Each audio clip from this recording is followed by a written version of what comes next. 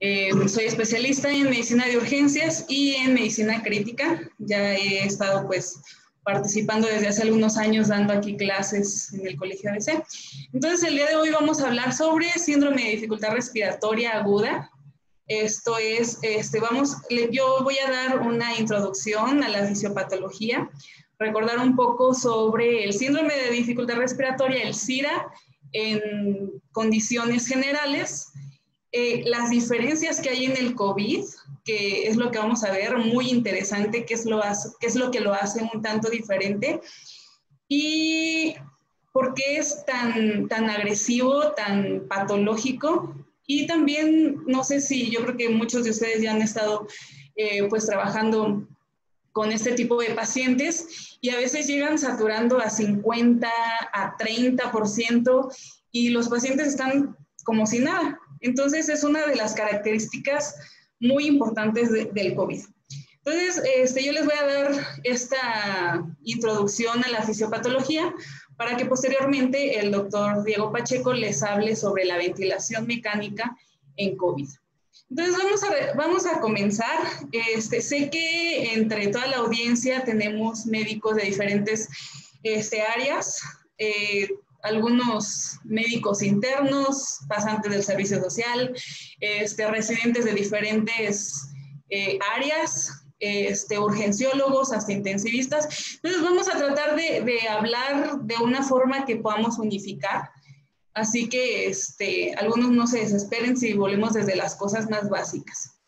Bueno, entonces para comenzar, vamos a ver algunas definiciones de qué es el síndrome de insuficiencia respiratoria. Tenemos aquí este artículo que salió el año pasado de la Sociedad Americana del Tórax, donde nos comenta que es una insuficiencia respiratoria caracterizada por edema pulmonar resultante en hipoxemia severa. ¿Esto cómo lo vamos a determinar? Por medio de la relación PO2 entre FiO2, o lo que antes se conocía como índice de Kirby, y que actualmente pues lo vamos a conocer como relación PO2 entre FiO2. Esto es que nos las va a clasificar en leve cuando tenemos una relación, de 300 a 201 como leve, de 101 a 200 como moderado y menos de 100 como severo. Vamos a tener aquí otra de las definiciones que de hecho es un poco más amplia, que es la definición de Berlín también, en donde nos dice que es un proceso pulmonar que induce edema no hidrostático rico en proteínas con consecuencias inmediatas. ¿Esto qué es? Hipoxemia profunda, disminución en la distensibilidad pulmonar, aumento de los chunks intrapleurales y del espacio muerto, que más adelante vamos a ver a qué se refiere esto. Entonces, ¿qué características deben de tener este conjunto de pacientes? 1, que tenga 7 días de inicio de la agresión clínica y que tenga alteraciones en la relación PO2 entre FiO2, o sea, como ya comentamos, que sea leve, moderado o severo. Pacientes ventilados, al menos con un PIP de 5. Esto también lo vamos a ver en las características de la ventilación de estos pacientes. Que tengamos alguna imagen, ya sea una radiografía de tórax o una tomografía, donde encontremos opacidades bilaterales que no sean explicadas por alguna patología cardíaca ni por sobrecarga de volumen. Entonces, excluyendo esto, teniendo una PAFI con alguna alteración, pacientes que estén ventilados con PIP al menos de 5 y que estén cursando con hipoxemia profunda, pues vamos a sospechar de que el paciente esté cursando con SIRA. Ya la gravedad, entonces la daremos por medio de la relación PO2 entre FiO2. Pero, ¿qué es la relación PO2 entre FiO2? Yo sé que muchos ya saben y trabajan mucho con esto, de hecho es la base de todo, pero para recordar un poquito, para los que están conectados y que no estamos un tanto familiarizados, ¿qué es la relación PO2 entre FiO2? Bueno, lo que antes se llamaba índice de Kirby o que algunos llaman índice de oxigenación, pero que no es así. Ya más adelante se hablará sobre eso también. Entonces, vamos a tomar una gasometría arterial al paciente y entonces vamos a determinar cuál es la PaO2 que está presentando el paciente y el FiO2 que tiene el paciente. Entonces, tenemos que este paciente tiene una PaO2 de 285 con un FiO2 de 70, pues entonces vamos a hacer una división de 285 entre 70. ¿Cuánto nos queda? Perdón, ahí es entre 40. Bueno, queda de 407. Eso quiere decir que está normal. Ahora, en otra, igual tomamos una gasometría arterial del paciente, tomamos la PaO2 que está presentando este paciente en la gasometría y tomamos el FiO2 del paciente. Entonces dividimos la PaO2 entre el FiO2 que tiene el ventilador y entonces ahí nos va a determinar que 81 entre 0.40, eso porque es en porcentaje, y nuestro 100% sería 1, entonces sería 81 entre 0.40 nos daría 202. Entonces, de acuerdo a la severidad de las definiciones que acabamos de ver, pues estaríamos considerando como un SIRA leve. Aquí tenemos otro ejemplo, igual tomamos una gasometría arterial, la PaO2 que tiene de 42, que está muy disminuida, y que el paciente tiene aquí el FiO2 al 100%, o sea, lo máximo. Este paciente, pues 42 entre 1, que sería nuestro 100%, el paciente está cursando con una PaO2 de 42. Esto quiere decir que el paciente está en un SIRA bastante severo y que pues tiene mucho riesgo de fallecer si no damos la atención necesaria. Entonces, a partir de aquí, pues va a ser la base del monitoreo, del tratamiento que le vamos a dar a los pacientes y la toma de decisiones de acuerdo al tratamiento que vamos a conllevar con ellos. Entonces, vamos a recordar un poco sobre la fisiopatología del SIRA. Esto para poder hablar más adelante acerca de las diferencias que hay en el COVID y que vamos a ver de por qué es tan maldito el COVID. Entonces, a diferencia de otros virus y a diferencia de otras bacterias o microorganismos que pues nos pueden causar SIRA en los pacientes. Bueno, esta es la estructura de un alveolo normal. Vamos a tener nuestros neumocitos tipo 1, que van a ser planos, nuestros neumocitos tipo 2, que van a ser cúbicos, van a secretar surfactante para que no se colapse el alveolo.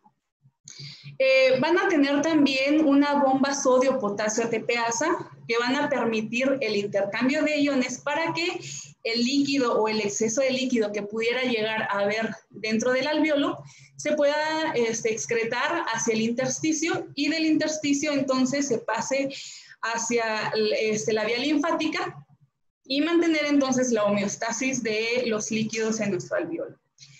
Algo que también vamos a tener y va a ser muy importante, entre los neumocitos tipo 1 y los neumocitos tipo 2, vamos a tener estas proteínas, que son las proteínas occludens y las proteínas claudens.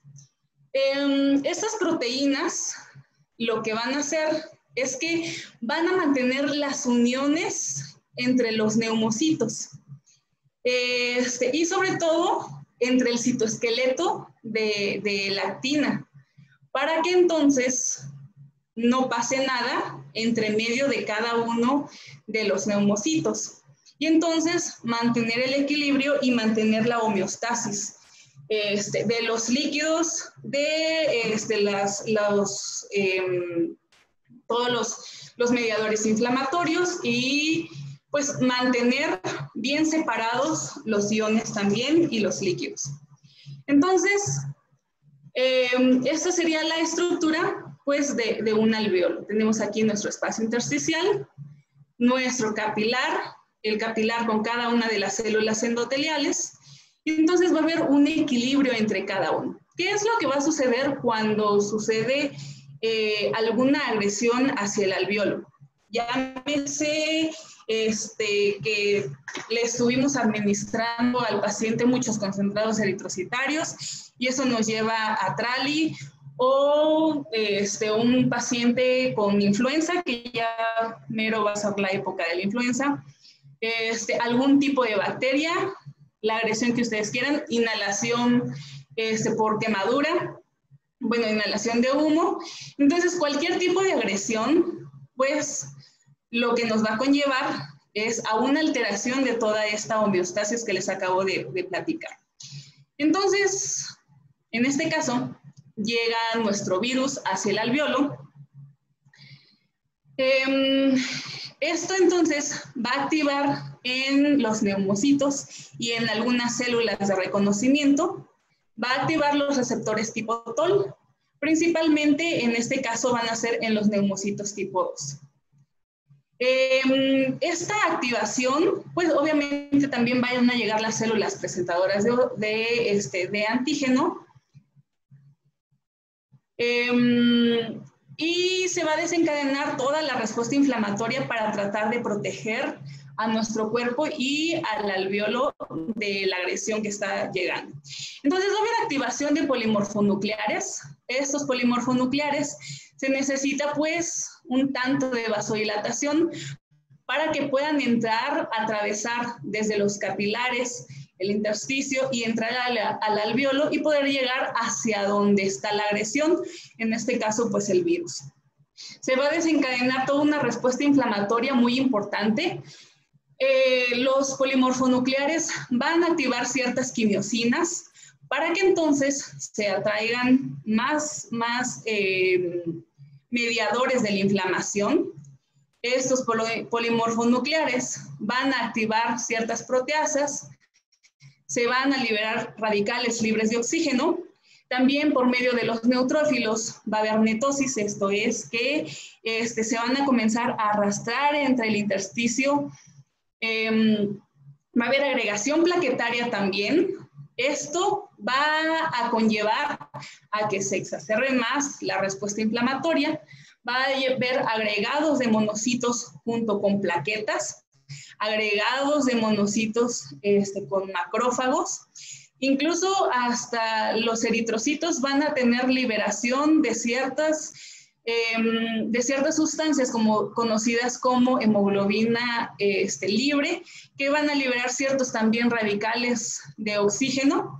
Todo esto va a conllevar a una respuesta inflamatoria muy intensa y esto nos va a conllevar también a la liberación de ciertas interleucinas, principalmente interleucina 6, factor de necrosis tumoral, que desde un inicio, pues por medio de las células receptoras, pues van a comenzar a liberarlos.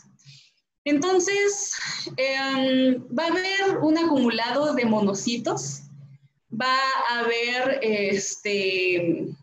va a tratar de reparar el cuerpo como siempre a lo que se está dañando, va a haber liberación de fibrina, se van a comenzar a conglomerar la descamación, la muerte de los neumocitos tipo 2, se van a comenzar a conglomerar aquí entre la fibrina, los neumocitos, los monocitos, y entonces se van a formar unas membranas hialinas. Esto no va a permitir que haya una adecuada difusión del oxígeno que esté ingresando para que pase hacia los capilares y entonces tener una adecuada saturación, lo que nos va a conllevar pues a hipoxemia. La cuestión es que va a continuar la agresión, va a continuar la respuesta inflamatoria que se está llevando tanto por inmunidad innata como por inmunidad adquirida. Y algo también muy importante que va a suceder es que, como comentamos en un inicio, vamos a tener ciertas uniones entre los neumocitos que no van a permitir el paso de líquido desde el intersticio hacia el alveolo, pero se va a activar la angiopoietina, que esto va a disminuir la unión entre los neumocitos y van a permitir el paso de líquido desde el intersticio y desde los capilares hacia el alveolo. Entonces, vamos a tener disrupción de las uniones.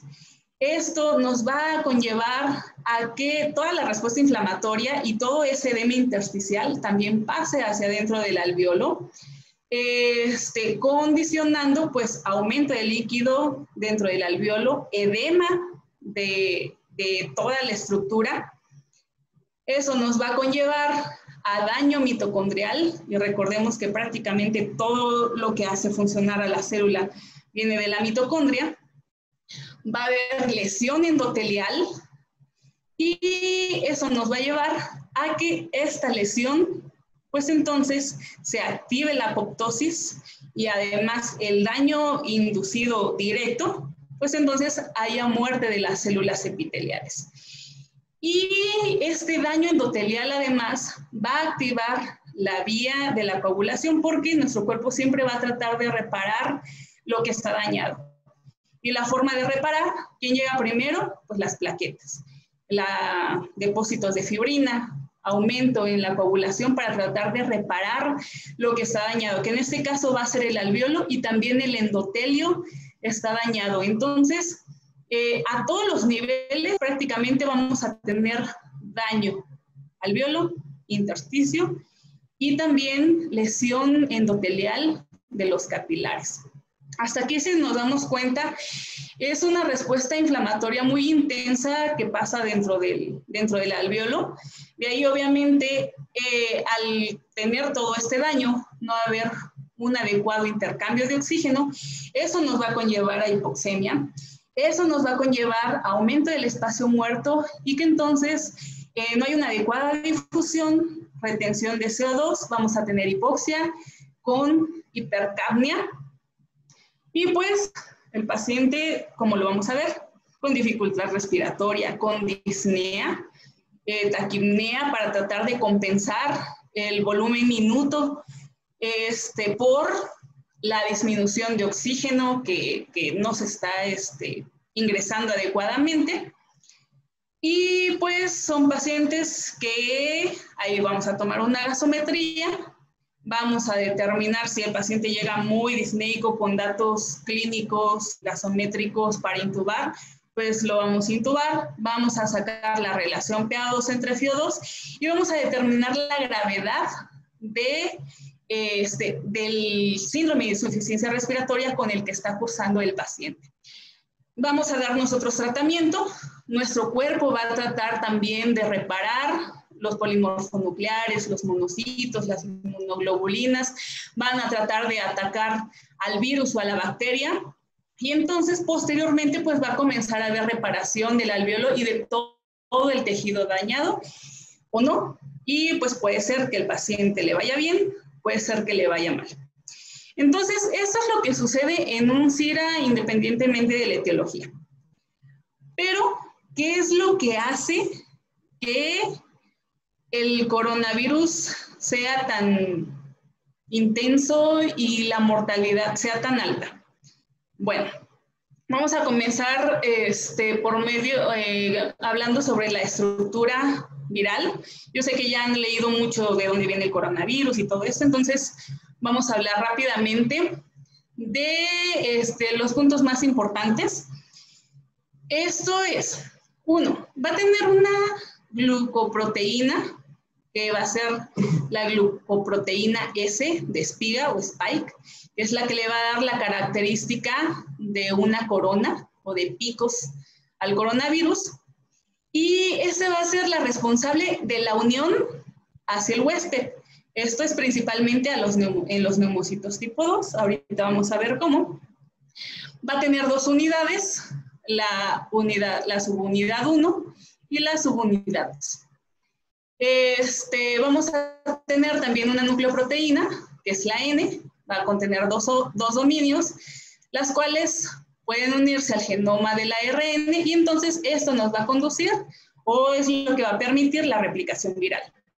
Vamos a tener una proteína de envoltura, que es la que va a ayudar al ensamblaje del virus y a la liberación del virus, y entonces va a participar en la patogénesis viral.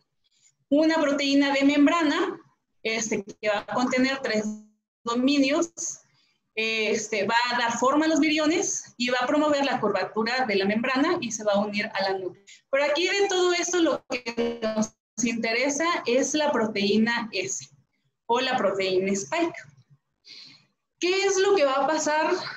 Y que de ahí vamos a ver la gravedad y la fisiopatología un tanto diferente a los demás tipos de virus. Bueno, llegamos, tuvimos contacto, salimos, se nos olvidó nuestro cubrebocas, fuimos al súper, regresamos, se nos olvidó lavarnos las manos y entonces nos dio comezón en la cara y pues ya por distintas razones inhalamos el coronavirus. Bueno, llega hacia el epitelio, ya sea nasal, después puede ir bajando. Y en nuestros pulmones vamos a tener un receptor. El receptor de la enzima convertidora de angiotensina número 2, la 2. Esto es muy importante. Ahorita vamos a ver más adelante qué es lo que hace el receptor de la enzima convertidora de angiotensina 2. Va a llegar y entonces la proteína S va a ensamblarse perfectamente a este receptor. Ahí va a haber también otra proteína que es una serina proteinasa que va a permitir que la proteína S se escinda o se parta en dos. Recordemos que tiene una subunidad 1 y una subunidad 2. Entonces, al partirla, va a poder internalizarse el virus. Pero no solamente va a internalizarse el virus, sino que también va a internalizar a la ECA2, al receptor. Y entonces, esta internalización de este receptor es lo que nos va a provocar mucha patología en el cuerpo. Bueno, igual va a suceder como en todos los tipos de virus, donde por endocitosis entra, va a liberar su ARN, se va a replicar dentro de la célula y posteriormente que se creen los viriones, pues va a salir para los mismos pasos que va a seguir de la replicación, de transcripción para formar los virios. Pero lo que les comentaba, ¿qué diferente o de importante hay que sea en la ECA2?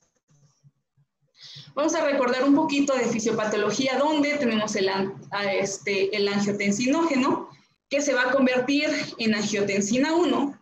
La angiotensina 1 se convierte en angiotensina 2 por medio de la enzima convertidora de angiotensina, pero esta es la normal.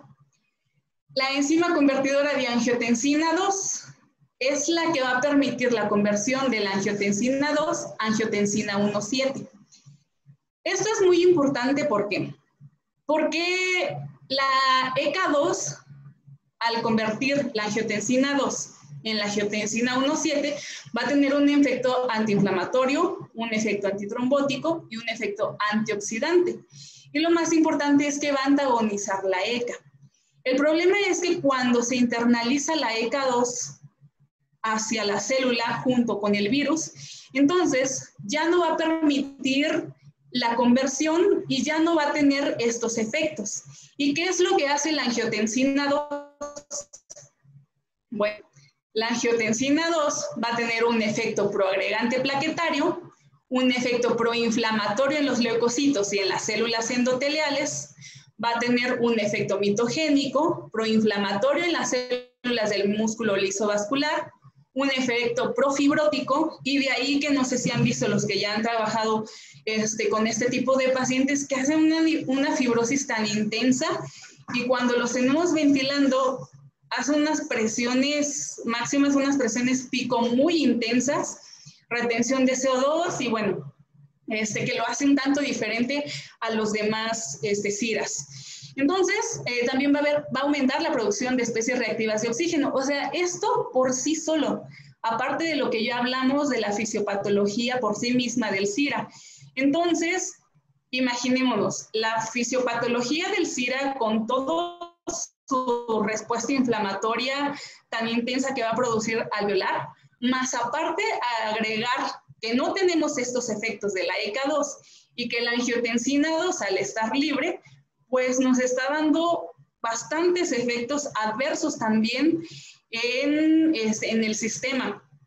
Y pues, si agregamos uno con lo otro, pues entonces tenemos un efecto inflamatorio muy importante en diferentes niveles.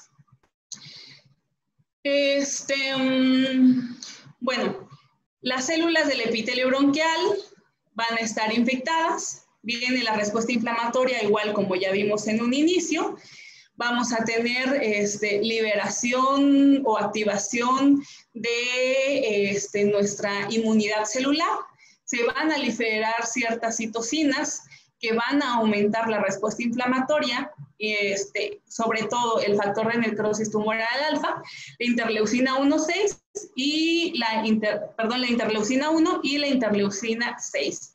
Que esta sobreexpresión nos va a llevar a otro punto que es una respuesta, una tormenta de citocinas, que es también algo característico del COVID. ¿Esto por qué?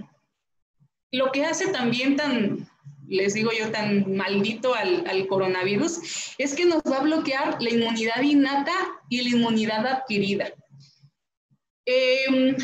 Uno de los factores que nos protegen específicamente de los virus es el interferón. Vamos a tener el interferón alfa y el interferón beta.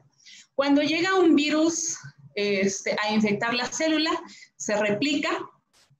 Esta replicación viral va a permitir la producción del factor del interferón. El interferón, entonces, a la hora de que se produce, va a ir hacia la siguiente célula que no está infectada, se va a unir por receptores de membrana que van a actuar como señalizadores intracelulares, van a permitir que ciertas proteínas se internalicen hacia el núcleo. Y entonces, estas proteínas, cuando se internalizan en el núcleo de la célula, van a permitir que ciertos factores nucleares ciertos factores nucleares de transcripción se activen para entonces producir inhibidores de la síntesis de proteínas viral.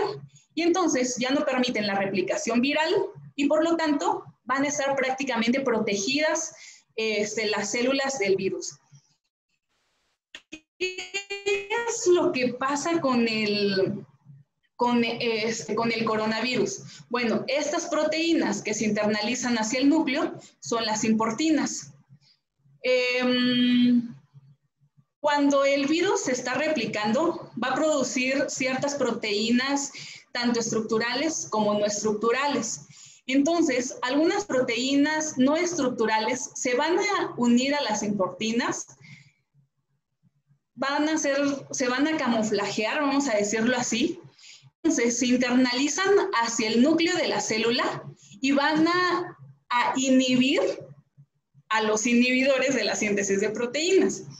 Esto quiere decir que no van a permitir que se repliquen o se transcriban estas proteínas que no van a permitir que el virus se siga replicando. Por lo tanto, entonces, pues el interferón no va a servir de nada a la hora de que llegue a tratar de cuidar a la célula no infectada. Entonces, como no se están produciendo esas proteínas que van a dejar que se replique el virus, pues entonces, a la hora de que entra, van a permitir la replicación viral en cada una de las células y entonces van a continuar dañando, infectando. Entonces aquí nos bloquea parte de la inmunidad innata, de las más importantes que tenemos contra los virus específicamente. Ahora, ¿qué otra de las cosas suceden? Bueno, recordemos que igual en nuestra inmunidad vamos a tener los linfocitos. De los linfocitos vamos a tener de diferentes tipos.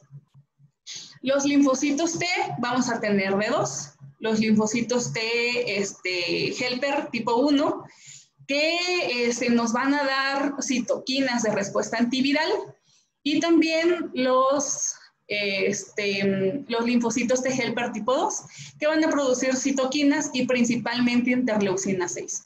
Bueno, pues el virus lo que va a hacer es que va a disminuir la expresión de los T helper 1. Entonces vamos a tener disminuida la respuesta antiviral y vamos a tener más expresada la respuesta de los linfocitos helper tipo 2, que van a aumentar la producción de interleucina 6, y eso pues nos va a aumentar la producción de citocinas, que nos va a conllevar a una tormenta de citocinas y una respuesta inflamatoria muy exagerada en el cuerpo. También cuando se están tratando de producir anticuerpos, la proteína S va a tener ciertas mutaciones que no van a permitir que se adhieran tan adecuadamente los anticuerpos hacia la proteína S. Y entonces vamos a tener uniones inestables. No se va a poder atacar adecuadamente al virus.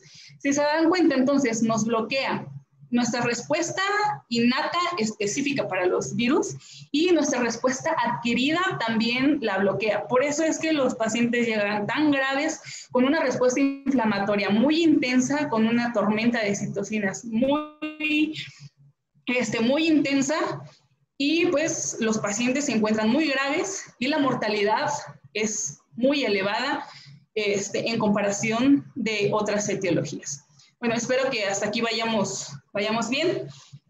Y que en resumen nos demos cuenta que sí tenemos un SIRA severo, pero las características del coronavirus nos exacerban la respuesta inflamatoria del paciente.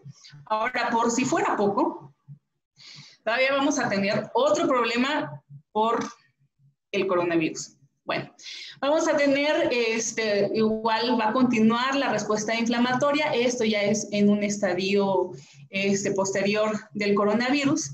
Va a aumentarse, como ya dijimos, la entrada de líquido, nos va a producir edema pulmonar. Toda esta respuesta inflamatoria nos va a conllevar hacia apoptosis. Esto es la muerte programada de las células. Pero una de las características del coronavirus es que nos va a llevar a piroptosis. ¿Qué es esto? Igual, una muerte programada, pero en medio de una respuesta inflamatoria muy intensa. O sea, produce respuesta inflamatoria. La apoptosis por sí misma no produce respuesta inflamatoria, pero la piroptosis sí, o sea, se van a morir las células programadamente, pero aparte va a provocar una respuesta inflamatoria por estarse muriendo las células. Entonces, como vemos, o sea, va a ser el SIRA por sí solo, como ya vimos en la fisiopatología. Además, el problema de que ataque la ECA2 y que eso nos va a expresar mayormente los efectos de la angiotensina 2, y esto es proinflamatorio, profibrótico, prooxidante también, más aparte que nos bloquea la respuesta innata y adaptativa de nuestro sistema inmunológico, y aparte la piroptosis. Entonces, si nos damos cuenta, es una respuesta inflamatoria muy intensa la que nos va a provocar en los pacientes, y sobre todo a nivel local, alveolar. Por eso que llegan estos pacientes con una dificultad respiratoria muy intensa. Vamos a tener activación del sistema cinina-calicreína. ¿Esto por qué? Porque también la ECA nos bloquea este sistema de bradicinina.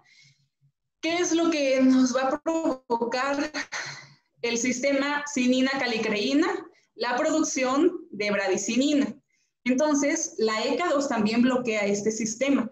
Si hay aumento de la bradicinina, va a haber aumento de la permeabilidad vascular, esto por vasodilatación, y entonces mayor entrada de edema, mayor entrada de toda la cascada de la inflamación. Bueno, ya hablamos sobre la respuesta inicial cuando entra, ya hablamos sobre las citocinas. Y también vamos a tener un estado protrombótico muy intenso con los pacientes.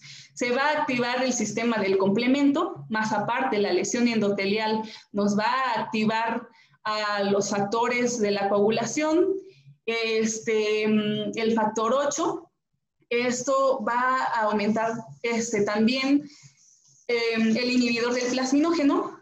Esto nos va a llevar a un estado hipofibrinolítico con el paciente, y entonces este estado hipofibrinolítico nos va a llevar a un estado procoagulante, y los pacientes hacen trombosis y microtrombos que también nos van a alterar la ventilación-perfusión. Entonces vamos a tener, según un artículo que salió ahora en 2020, de los fenotipos del SIRA, donde tenemos un fenotipo hipoinflamatorio, donde hay disminución de interleucinas, de la 8, de la 6, donde se asocia con menor mortalidad y un estado hiperinflamatorio. Bueno, pues los pacientes de COVID van a estar en el subfenotipo de una respuesta hiperinflamatoria. Bueno, hasta aquí de la fisiopatología. Vayamos bien, para que nos vayamos dando una idea de la severidad del SIRA en los pacientes con COVID. ¿Y qué es lo que pasa? No sé si han tenido el contacto con pacientes. Esta imagen me la pasó un compañero en urgencias, un paciente que llegó saturando a 29%, vean su presión arterial, vean su frecuencia cardíaca y vean su temperatura, y parece que no corresponde a que un paciente llegue caminando, muy tranquilo y con una saturación del 29%. Entonces, es una de las características también del coronavirus que presentan algo que se conoce como hipoxemia feliz o hipoxemia silente. Entonces, ¿esto cómo es? Que llegan saturando a 29%, a 50%, y los pacientes parece que están como si nada. Y entonces no sabemos qué hacer. ¿Los intubamos porque saturan a 29%? ¿O los dejamos porque ni siquiera están con datos de disnea, ni mucho menos? Entonces, aquí es otro de los puntos. ¿Cómo puede ser que tengan una hipoxemia tan severa y los pacientes están como si nada? Para recordar un poco de fisiología, vamos a tener diferentes mecanismos que van a alterar el centro respiratorio, y que son los que van a activar la sensación de dificultad respiratoria o la sensación de falta de aire, y que van a activar igual que los pacientes estén con taquipnea para tratar de compensar esa hipoxia que están presentando con la frecuencia respiratoria, ya sea por dolor, por los quimiorreceptores periféricos, centrales, bueno, vamos a tener diferentes. Bueno, ¿cuáles son las teorías? De hecho, son puras teorías las que hay, porque hasta ahorita pues no hay nada identificado. Una de las teorías, que es la teoría biológica, nos dice que hay una interacción viral directa con el grupo hemo de la hemoglobina. Eso, a ver, niveles séricos de hemos que están aumentados en COVID-19, junto con iones hierro nocivos que van a causar inflamación y muerte celular, ferroptosis.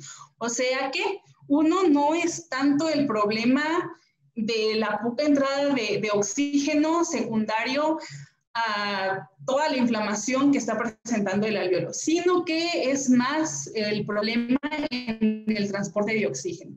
Entonces va a haber producción de grandes cantidades de ferritina sérica para unir estos hierros libres para tratar de reducir el daño tisular. Entonces es más el problema, según esta teoría, del transporte. Esa es una. Otra es la que ya comentamos, derivación intrapulmonar o los shunts intrapulmonares. Va a haber edema pulmonar, como ya lo comentamos, va a haber pérdida del surfactante. Esta pérdida del surfactante y la disminución también o alteraciones en los neumocitos nos van a conllevar al colapso alveolar. El gasto cardíaco va a tener que dar una importante fracción hacia el tejido pulmonar para tratar de perfundirlo y por lo tanto poder movilizar ese oxígeno, y esto nos va a conllevar a shock intrapulmonar.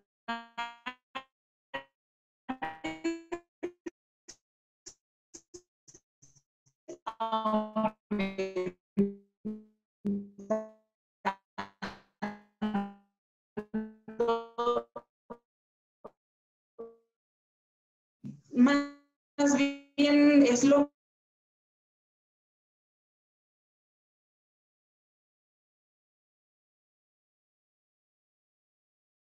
hay hipoxemia, los capilares hacen una vasoconstricción para tratar de perfundir al alveolo.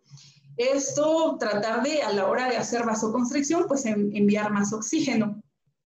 Y pues vamos a tener fallo en los mecanismos por la respuesta de la bradicinina, la respuesta de toda la inflamatoria sistémica que nos va a conllevar a vasodilatación. Otro de los puntos que también se dan es el problema de lo que ya les había comentado. Como se internaliza la ECA2, se sobreexpresa la angiotensina 2 porque no se puede convertir de angiotensina 2 a angiotensina 1,7. Esto porque la angiotensina 1,7 ayuda a degradar la bradicinina, hay aumento en la expresión de la angiotensina 2 y entonces eso va a conllevar a vasoconstricción pulmonar, pero de vasos más grandes. Y entonces, al tener una vasoconstricción muy intensa, pues no va a permitir la difusión adecuada de oxígeno. Y esto porque se ha visto que entre más angiotensina 2, pues entonces es mayor la carga viral y es mayor la lesión pulmonar. Otra de las teorías son los microtrombos intracelulares. Esto, como ya lo comentamos, toda la respuesta inflamatoria, la activación del complemento, eso nos va a conllevar a que se disminuyan los factores de fibrinólisis, alveolar difuso, engrosamiento de la pared vascular, más a llevar a un desajuste en la ventilación perfusión o secundario a una hipercoagulabilidad.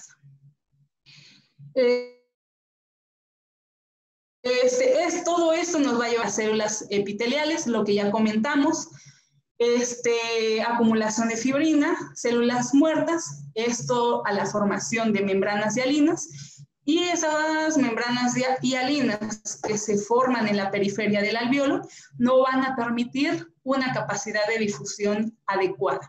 Entonces está tan lleno el alveolo de todas las citocinas, de los polimorfonucleares, de las células epiteliales dañadas, de fibrina que está tratando de reparar ese alveolo que está dañado, esas membranas hialinas, más aparte la vasodilatación, más aparte el intersticio que está engrosado por toda la cascada inflamatoria.